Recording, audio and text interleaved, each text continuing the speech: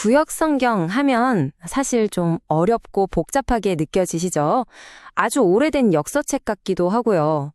그런데 만약 이 수많은 이야기들 속에 처음부터 끝까지 단 하나의 거대한 이야기가 숨겨져 있다면 어떨까요?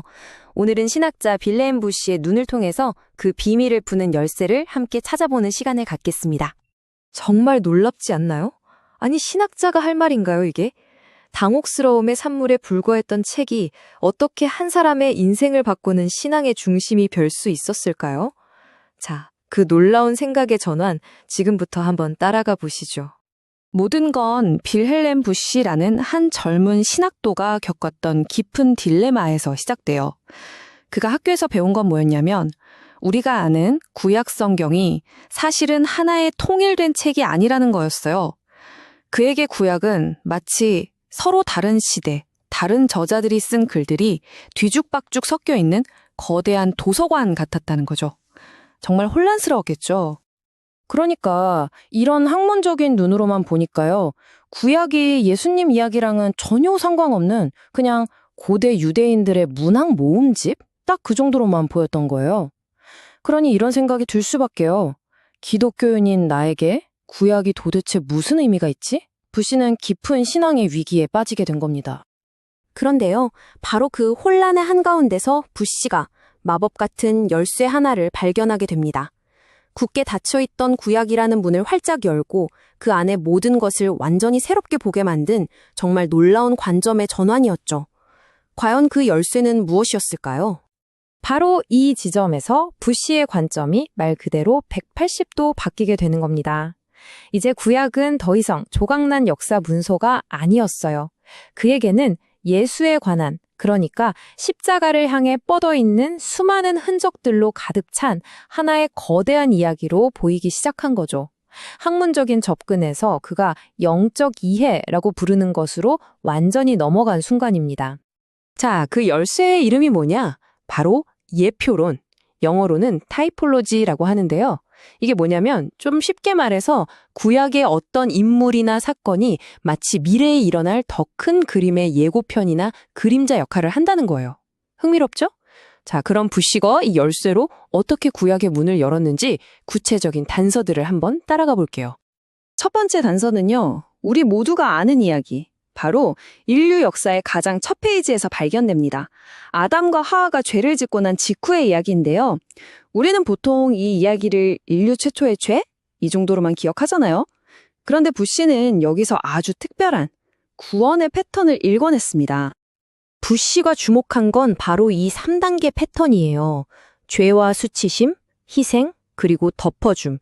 이게 그냥 옷을 입었다, 이런 단순한 사건이 아니었던 거죠. 그는 여기서 다른 존재의 죄를 덮기 위해서 무고한 생명이 대신 희생되어야 한다는, 그러니까 훗날 십자가에서 일어날 일의 가장 첫 번째 흔적을 발견한 겁니다. 소름 돋죠? 그러니까 창조세계의 첫 죽음이 벌이 아니라 누군가를 덮어주기 위한 거였다는 것. 이게 바로 부시가 발견한 십자가의 첫 번째 그림자였던 거죠. 이 대신 희생한다는 놀라운 개념이 시간이 지나면서 어떻게 더 선명하고 더 극적인 상징으로 발전하는지 다음 단서에서 바로 확인해 보시죠. 두 번째 단서는 광야를 헤매던 이스라엘 백성 이야기에서 나와요.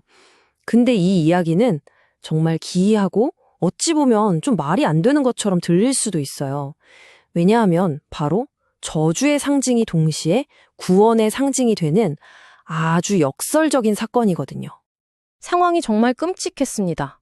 하나님한테 불평하던 백성들 사이로 갑자기 불뱀들이 나타나서 사람들을 물기 시작한 거예요. 사방에서 사람들이 죽어나가고 있었죠. 자신들의 잘못이 불러온 이 절망적인 재앙 앞에서 그야말로 살 길이 막막했던 겁니다. 그런데 하나님이 내놓으신 해결책이 진짜 이상해요. 뱀을 싹 없애주시는 게 아니라 오히려 그 고통의 원인인 뱀의 형상을 만들어서 장대 위에 높이 매달라는 거예요. 아니, 이게 무슨 말이죠? 어떻게 저주의 상징이 치료의 길이 될 수 있을까요? 그리고 구원의 방법은 정말 충격적일 만큼 간단했습니다. 어떤 비싼 약이나 복잡한 의식이 필요 없었어요. 그저 뱀에 물린 사람이 장대 위에 달린 그 노뱀을 쳐다보기만 하면 살 것이다. 이게 전부였습니다. 무언가를 해야 하는 게 아니라 그저 믿음으로 바라보는 것, 그게 다였던 거죠. 그리고 수백 년의 시간이 흘러서 신약의 바로 이 구절이 모든 퍼즐을 맞춰줍니다. 부시에게 이건 결정적인 증거였을 거예요. 광야의 노뱀 사건은 장차 예수께서 온 인류의 죄와 저주를 몸소 짊어지시고 십자가에 높이 들리실 것에 대한 너무나도 선명한 예고편, 바로 그거였던 겁니다. 자, 이렇게 예표론이라는 새로운 렌즈, 새로운 안경을 딱 끼고 보니까요, 구약의 모든 이야기들이 완전히 다르게 보이기 시작하는 거죠. 이 새로운 관점이 부시에게, 그리고 어쩌면 우리에게 어떤 의미를 주는지 마지막으로 한번 정리해 보겠습니다. 결론적으로 부시에게 이 발견은 모든 걸 바꿔놓은 셈이죠.